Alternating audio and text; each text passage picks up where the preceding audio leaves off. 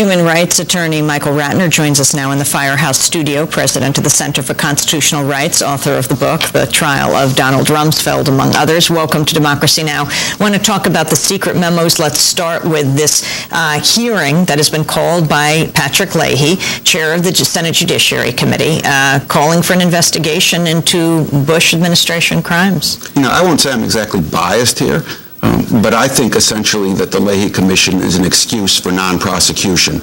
It's essentially saying, let's put some stuff on the public record, let's immunize people, and then, as he even said, let's turn the page and go forward.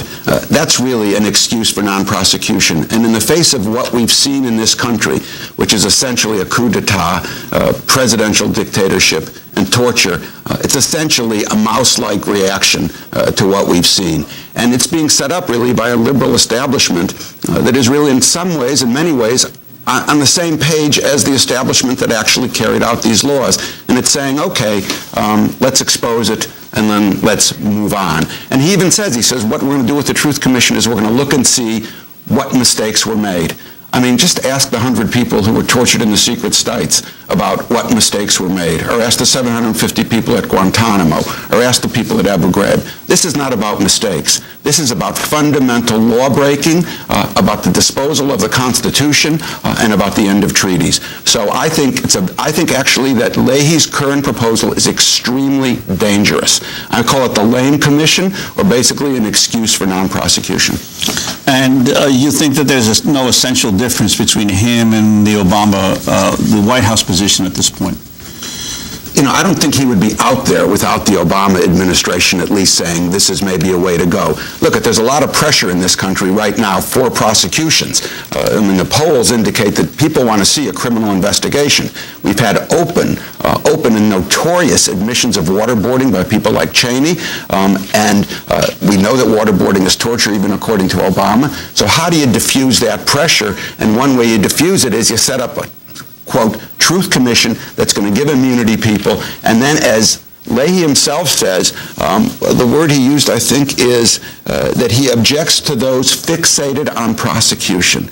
Well, you know, it's a legal requirement that you prosecute torturers in your country, and yet he calls us fixated on it and wants to make this excuse. So I think this is, in a way, you don't know this, but in conjunction with the Obama administration, saying, let's do this, we'll dispose of, you know, the human rights groups in the world and others, and let's go forward. And your assessment of these latest memos that the Justice Department has released in terms of the further proof that they show of possible criminal action? I'm glad you said that one, further proof, because, you know, we've known a lot of this from the beginning. You know, I remember actually 6 weeks after 9/11 writing an article called Moving Toward a Police State or Have We Arrived? And we've certainly seen the effects of these memos. We've seen the military arrest Jose Padilla in the United States. We've seen them do that to El Mari.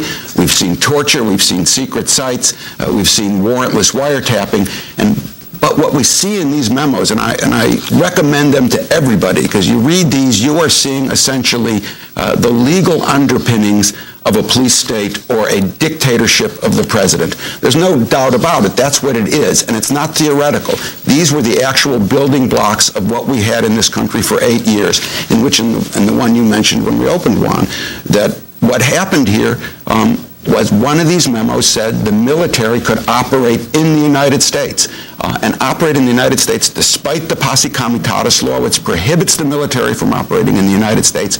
And when it operates, this is really extraordinary, they can arrest and detain, arrest is not the right word, kidnap anyone they want and send them to a detention place anywhere in the world without any kind of law.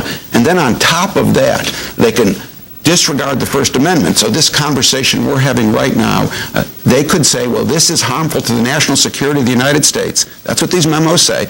This type of conversation is harmful, and we can ban this conversation. And then they could put the military at the door to the firehouse and come in and say the Fourth Amendment, the one that protects us against unlawful searches, that the military could walk in here, search all of us, and see if we have anything they don't like on us. So no First Amendment, no Fourth Amendment, no Fifth Amendment, essentially the end of the Constitution in 225 years of constitutional history.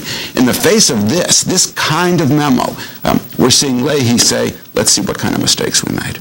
Why was Posse Comitatus first put into effect, first passed? You know, that's a good question. I don't remember. It's unfortunate I don't remember, but it had to do, it goes back to our constitutional, the original convention, the original Constitution, that one of the biggest fears is that you don't want the military operating in a democracy, because the military is not trained in constitutional rights. They're trained to go in and kill and destroy, and that's what they do in a country. And so it came out of the amendments that said you can't quarter soldiers in your houses, all those that kind of push that we don't want the military enforcing law in this country. Go on through the memos that have now been released. Well, I said that a key memo is this one that we've been discussing, this one that the military can operate in the United States. As I said, that's really, I used to talk about Führer's law when I talked about the president. Everybody thought I'm exaggerating. Führer's law is what the Führer, Hitler, said. That's the law. And what these memos do is essentially say that what Bush says is the law. So that's memo number one. There's another memo here on extraordinary rendition. We've discussed it here before. That's where you send people overseas for torture. You nab them or grab them in Pakistan or Afghanistan, send them to another country where it's more likely than not where they'll be tortured. And these memos go through why the argument they make is that that's not against the law, that the Convention Against Torture doesn't apply, and the anti-torture statute, can be avoided by not having the intent to carry out torture. So they essentially authorize sending people for torture. Then two of the memos, and this is pretty interesting, actually concern Jose Padilla. Jose Padilla, you remember, got off the plane in Chicago, the so-called dirty bomber, never charged with that. And when he's in the prison, the military comes to the prison door, they knock, and they say, give us Jose Padilla, and they grab him. This is in America. This is in the United States.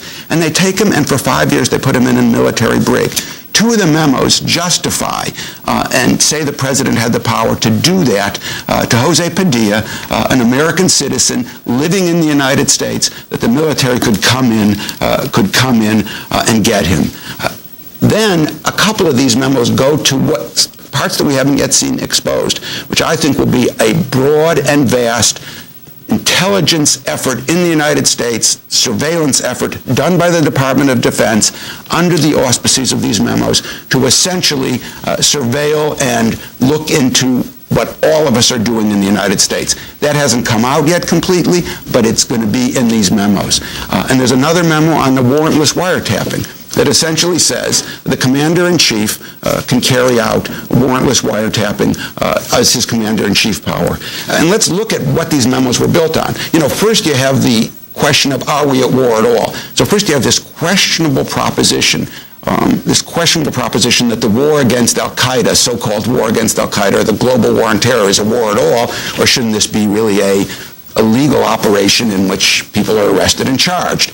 So my position, of course, is this should have been done under law. But so they first make a questionable assumption about war, and then, once they call it a war, they then say, well, the president's the commander-in-chief, and under war, commander-in-chief power, he can do whatever he wants. So even had this been a Second World War, he couldn't have the power that he's asserting here.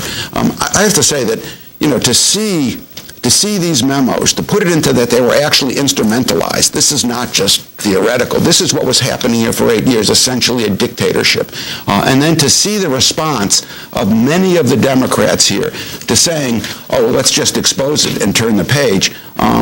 What we're saying is that's the way it's going to happen again, because unless you prosecute people, there's no deterrence for not doing this again. And it's out there, it's public. If you're going to do a commission, and I'm opposed completely to the Leahy type, if you're going to do one, you can't bury the issue of prosecution. You have to appoint a special prosecutor and make sure a commission of inquiry works together, because a commission can tear up and finish off prosecutions by giving immunity. And Michael, the